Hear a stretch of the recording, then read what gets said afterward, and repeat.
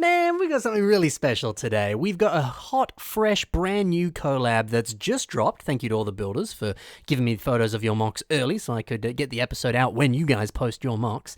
This one's all about the Toa Mata, so if you're looking to revamp any of the Toa Mata, or you're just looking for some cool building techniques on some very well-built mocks, so this episode might be for you. So let's take a deep dive now and look at what these builders have done, because these are some really nice revamps of the original Toa. Let's go. Oh, and real quick, of course, it's a Bismuth Christmas at the moment. That episode will be out on Saturday, just swapping them over here. This would have been the Phantom Minimox episode for Bismuth, but given the time that this came out, I'm just swapping the dates. Anyway, we're going to start off strong with Kapaka, and this has been made by Patrick Biggs, otherwise known as D-Viddy. Man, I love that Patrick has based this off of one of the older art images that promoted the Borok sets, I believe anyway. But it was one of my favorites back in the day. It shows Kapaka with a string of Krana, as if they're little like prizes that he's acquired from hunting the Borok. Now, I always thought this was just the coolest image ever as a kid, and I wanted to like replicate it in some fashion, but I never actually had Kapaka Mata as a kid, so I couldn't do it. But seeing Patrick do it here on this mock that he's made, it's a bit of a dream come true. It's really nice. Now, another detail that I think is very fun is this little red piece of cloth that's tied onto their shoulder here. Now, it appears Patrick took inspiration from this image where we can see Motoro, who has a little red flag attached to him. Now, I love it when Toa feel a little bit more closer to their Motoran counterparts, even when it's something as simple as this, as they both have that little red marker to them. Yeah, it's nice. Plus, that little splash of red, I think, is a good way of adding just a little hint of something extra, extra spicy, extra nice to Kapaka there. It's a beautiful little detail for both story reasons and for, color scheme reasons too. But, Patrick's added all sorts of very fitting and very appropriate details that complement Kapaka very, very well. Like the inclusion of all of these chima feathers on the shoulders. This reminds me of like fur coats that you see on characters in Game of Thrones when they're in the middle of the freezing snow, but they've got that on to keep themselves a little bit more warm. So it just seems very fitting for Kapaka since he spends a lot of time in the cold. It's a beautiful little addition, and it puffs out his shoulders a little bit, making him look like that awesome, imposing character that he truly is. It's a great addition there. Patrick's also kind of paid homage to the original version of Kapaka, his original Toa Mata set, by keeping the waist pistons on the torso and, just having little callbacks to that torso as well. I've always loved the detail on the classic Toa Mata torsos where they have those pistons in the torso. So seeing Patrick use some bushings, some bars, and other pieces there to recreate that, that's a bit of a delight. Plus, we got a lovely little base. It's all black to feel a little bit more classy and cool. And then some subtle snow on the top there. Just a little bit, like icing on a cupcake. It gets the job done, and it looks kind of like expensive and fancy. It's the kind of stand you would expect to see on a high-end collectible or something. It's cool. Patrick did an incredible job on capturing the essence of the original toy, but giving it new life with new pieces, new modern techniques, and also some wonderful additions that just make total sense for the character and the world that they live in. It's cool. It's really cool. Cool. Little joke for Patrick there. Anyway, next mock. This one is built by Ao Okononen, and this is Taho. So Ao said that his version of Taho took a more military-like direction, and in the description that he provided here for me, he said the following. So to quote him here, Taho got an imposing stature, heavy collar, sleek boots, and an officer's cape. The side pistons, the black circle on the chest, it refers back to the original, and I wanted some robotic details so that he wouldn't just appear to be a human person in red armor. The end of what he said there, so yeah, that's cool, and I can certainly see all of that on here. Now, looking at this version of Taho, it's a very different direction for the character, but that's kind of what excites me about this mock. It's different from the Taho that we've seen made by many other different AFOLs in their own unique mocks, or LEGO themselves when they've made Taho in countless different versions across countless different years. I think he's the character that has been made the most from Bionicle in different forms and different sets. I'm not 100% sure on that, but it certainly seems like that would be the case. But, to see a mock that takes him in a very different direction, it's fresh, it's new, and it's actually really exciting. And, for a character that I myself have seen done in so many different ways, with so many different unique takes, which have all been great, by the way. I can't say I've seen a bad version of Taho. But, it's nice to say, hey, I've never seen Taho look like that before. That's refreshing. My favorite detail here has to be these boots. The way that they flare up at the top is just fun.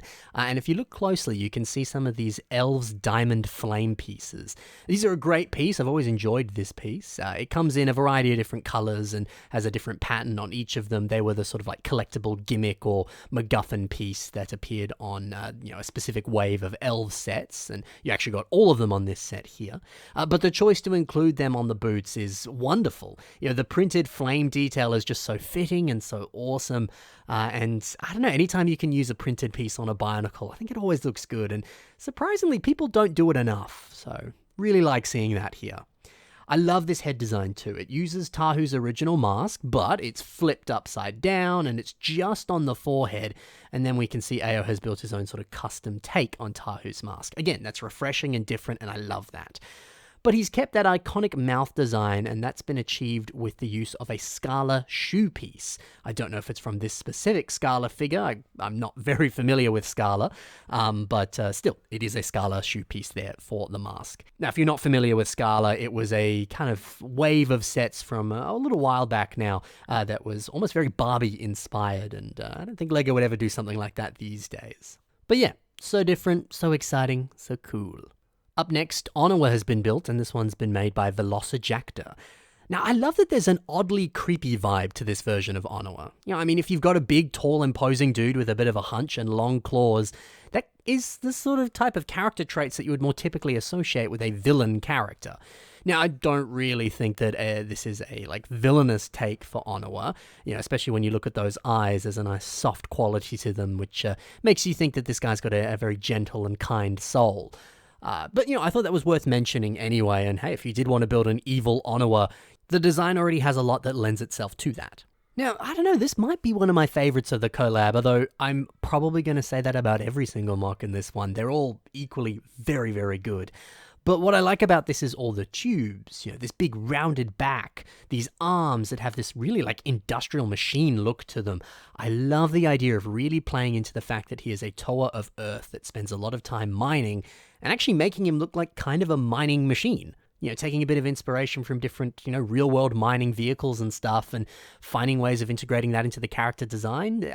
That's really cool. And again, surprisingly fresh and different for Onawa. Now, all these light bluish grey details like the wheels, there's some studs, some bars, and there's also those silver tubes as well. Those were great additions. Of course, there wasn't really any light bluish grey or silver in the colour scheme of the original set, but the fact that every part of this mock that is light bluish grey or is silver is the more detail, mechanical, greeble heavy vibe. I think that really plays into the aesthetic. So great idea to add a new colour, great idea to make it all greebly. It weirdly makes him feel even more like a Toa of Earth. Oh, and then including the Onawa G2 masks for shoulder pads. That's just awesome. Such a brilliant way of reimagining Onawa here. Next up is Patu, and this is built by Loaf Builds, or I'm going to be referring to him as Ari, because that's his name. Dude, Ari really knows what he's doing. Just in general, he's a great guy, and he makes some phenomenal mocks. And there's some very nice stuff going on here with Patu. The thing that I like the most here is the use of these Vorox armor pieces. You can see them on the Vorox set here. They have that wonderful brown and tan marbled color to them. Now, the locations that Ari has placed them on Patu here are a great way of transitioning between the colors that he's used, the tans, the browns. So nice to use those as a kind of transitioning point there, since the colors on those pieces do kind of transition themselves. There's also something about these pieces, as well as the brown Technic panels that he's used on the arms. They're also on the feet. They're also on the legs, as well as those tan Star Wars Shin armor pieces that are kind of on the knee here. All of these parts used together, they have these incredibly smooth textures to them, and they jut out with very sort of sharp and direct lines. Just looking at them, they just give off this really dynamic energy. There's a sense of speed and agility to them. And that's kind of perfect for Patu. He's a really fast boy. He's got the mask of speed, the Konohi Kakama. And, he attacks by kicking really fast. So, all of that, it just makes total sense that Ari has then used pieces to reflect that. The fact that the armor reflects the personality, reflects the power set, reflects the mask power, all that stuff, that's just clever design. That's how you build a good mock, ladies and gentlemen. If you can convey everything about the character just through the pieces that you've used, you've done something good. Don't forget to pay attention to the smoothness of the lines of a piece, the sharpness of the lines of a piece, the energy that it gives off, all that sort of stuff.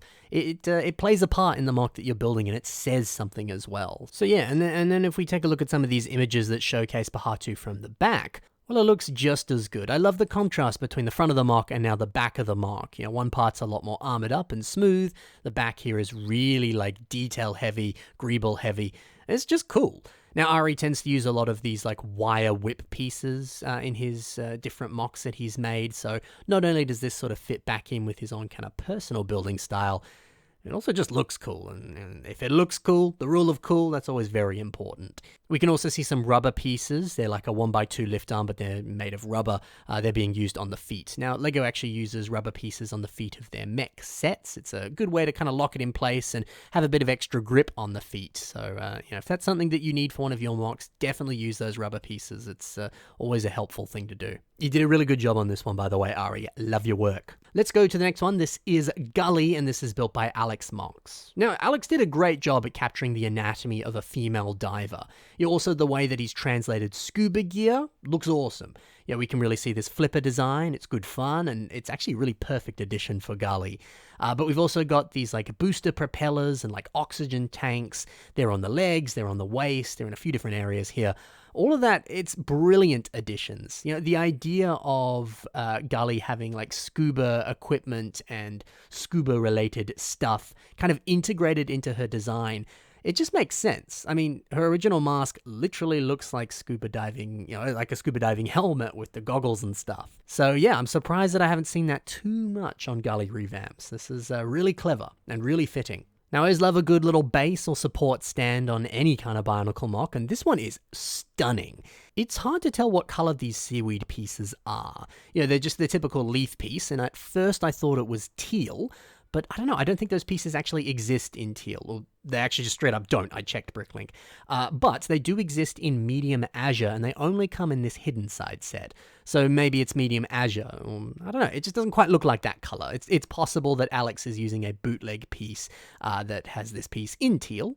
It's hard to say, I'd have to ask him. But still, combining this, whatever color it is, with olive green, well, it makes for some gorgeous seaweed that complements the mock in a fantastic way. Now, I also really like the change to her weapon. That is perfect. Of course, she started off with those classic hooks, but changing it to like an anchor and then having this big wire that they can kind of flail it around with. Genius. It feels so in line with the original weapon, but it's, breaking new ground and breathing new life into it and making it something similar but a little different too. It's so cool. So fresh. All of these are so fresh. Oh, and then those chrome gold details on the chest using those Lord of the Rings ring pieces. Not too sure what that's meant to represent, but it looks cool, and the pop of gold there, fantastic. And finally, we finish with Liwa. This is built by Brick Diamonds, or Todd. Now, Todd has done a fantastic job on this. We can see some inspiration here that he sent over with a few images here. Obviously, getting a little bit of inspiration from your Metal Gear, Snake Eyes from G.I. Joe, all sorts of different stuff here. And boy, does it show. An armored up, like, warrior look for Liwa is really freaking nice. I mean, look at the Rakshi heads for shoulder pads, or even these green windscreen pieces being used as some kind of like waistcoat or protective leg armor thing, whatever you want to call that. That's so cool, and obviously relates back to that inspiration there, but yeah, I'm pleasantly surprised at how lovely that looks on Liwa. I wouldn't expect that aesthetic to work for him, but it does. Oh, if you're curious about those green windscreen pieces, because I kind of forgot where they came from, they come from these, modern flower Lego sets. They often appear as leaves on the flower stems there. But yeah, Todd's a bit of an expert at crafting armor for Bionicle characters, and honestly, I think this is some of his best work. I specifically really like these gold highlights here. We can see some on the feet and also on the arms. I believe these are boat studs with printing on them, and they appear to be using the Hedwig Harry Potter eyes that came on this specific set. Now, yeah, I think that's a great idea. The smoothness of those pieces really ties into the rest of the mock, but also that hint of gold, it just really pops here in such a lovely little way. Yeah, really good inclusion there. So yeah, just adore this mock, and I adore all of these different revamps of the Toa Mata today. I hope you enjoyed taking a look at all of them. I certainly enjoyed taking a look at them myself. If you've got a collab that you've made with some of your friends you're planning to make, just send me an email or send me a message and let me know, and I'll do my best to feature it in a specific episode of the Bionicle Inspiration series where I can. And also, you know, I mentioned before, it's Abyssmas Christmas, so be sure to submit your mocks to the submission email, and I'll do my best to feature them in an upcoming episode. I realize we are reaching the next 10th episode here, so I will have 2 fan-submitted mocks episodes coming up, one being Bissmas, one being irregular scheduled episode, so hey, even more for you coming very soon. Oh, and be sure to check the links in the description to see all the links to the builders that you saw in today's episode. They all make phenomenal, incredible, very well-designed LEGO mocks, so be sure to see some of the other stuff that they do over on their social media. Give them a follow, give them a like, go support their stuff. They are wonderful people, and they deserve the love that you can give them. Thank you so much for watching, guys. Happy building, and bye for now.